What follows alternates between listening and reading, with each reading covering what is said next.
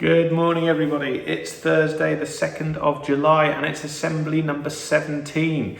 We've got a few little announcements before we get started with our word of the day, so I'm going to jump into them straight away. Firstly, if you're catching this assembly before 11 o'clock and you're in class 6, don't forget your Zoom meeting with Mrs. Crozier. Fingers crossed, Ben, your device works today and that we get to catch up with you, because that would be fantastic. Next, if you were able to tune into the Lincolnshire School virtual finals yesterday, that's the last time I have to say that tongue twister, you will have seen Finley coming 5th and Kiva coming 3rd in the entire county for their events for their age groups. That is absolutely phenomenal stuff. So you two, I'm going to award you 5 house points each, which is the most equal to the highest number that I've given out during the school closure. So congratulations to you both. Really impressed, really proud of your performances, and nice to see some of the footage as well. Congratulations. Next, windmill competition. The deadline was yesterday and there was a flurry of activity and a flurry of late entries, so thank you very much for those. We're now going to have to take them to a judging panel, and you will get the announcements of the winners next week, most likely on Monday's assembly. So let's look forward to seeing that next week. Thank you very much for taking part in the competition, and there were some absolutely brilliant entries, some really lovely, unique designs, and some great ones where mums, dads and grandparents got involved as well to help their little ones. Thank you very much. That's all of our main announcements today. So let's crack on with our words for today. So the first word today is the word wither. And no, that is not just the villain in Minecraft. It is the word that describes something that becomes dry and shriveled, or it can fade away. Plants can wither away and die. Second word is the word epic, which these days most of you just use when you're trying to say something is cool. But epic is something that is heroic or grand in character, or even a long and arduous journey, like in Lord of the Rings. The journey there is an epic journey, or an epic tale. Back in the old days, that word was not used unless something was really rather incredible.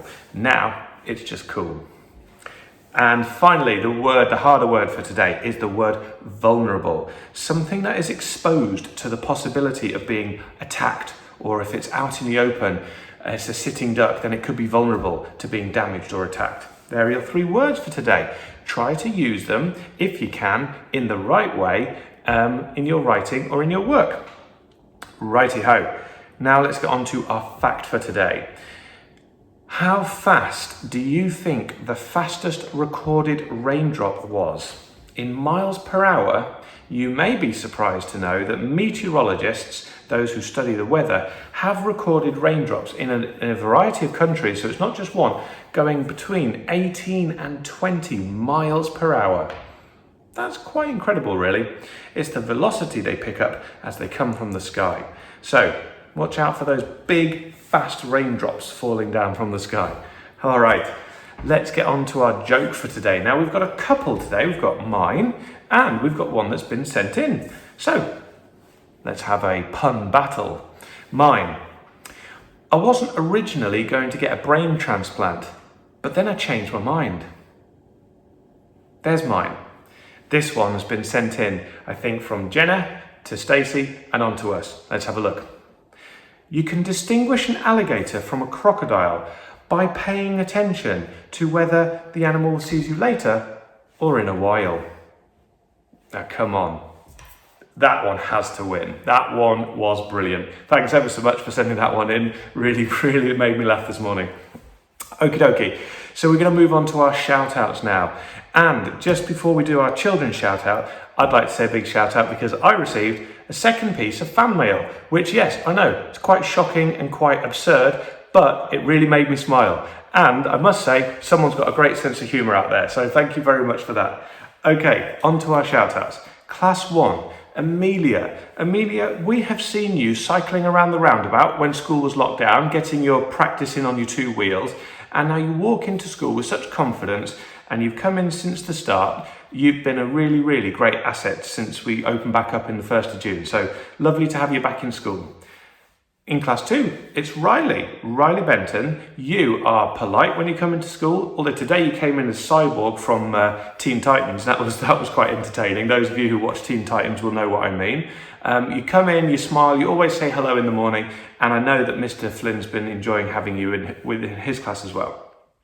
In class 3, Harry Jarman. Harry, you came back this week. You had a busy little journey, in fact, I think because you came back up to home, and it's been lovely having you back in school. Really nice to see you again, and hope you enjoy the rest of your week.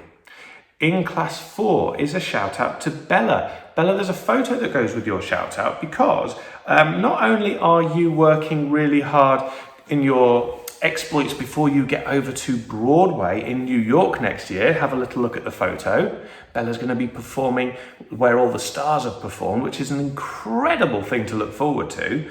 But also, I'd just like to say a big well done to Bella, because right since the start of school lockdown in March, Bella has been helping out at Bright Sparks, and in fact she's been so helpful. She's basically been an employee or a member of staff over there. She's been really, really mature and really grown up, Bella. So well done for everything that you've done to help all of your friends and your family. Really, really proud of you. You will have to come back to school someday though, because we're missing you. All right, into class 5, Jaidynn Hemingway. Jaidynn, you are, from what we understand last time we spoke to Mum and Dad, you've been really happy and really well and enjoyed your time away from school. And I hope you're getting ready to come back into year 6 and give it one final push and work hard all the way through year 6. And finally, in class 6 is Leon. Leon, you came back to school on Monday, and as you said, I think you were a little bit rusty with those calculations in maths, which is completely understandable. It takes a few days to get back used to it, and you'll be back in, I think, on Friday. So you'll notice that when you come back in on Friday, that rust is starting to disappear and things are getting back to normal. Everybody, have a lovely Thursday, and I will see you all tomorrow. Goodbye.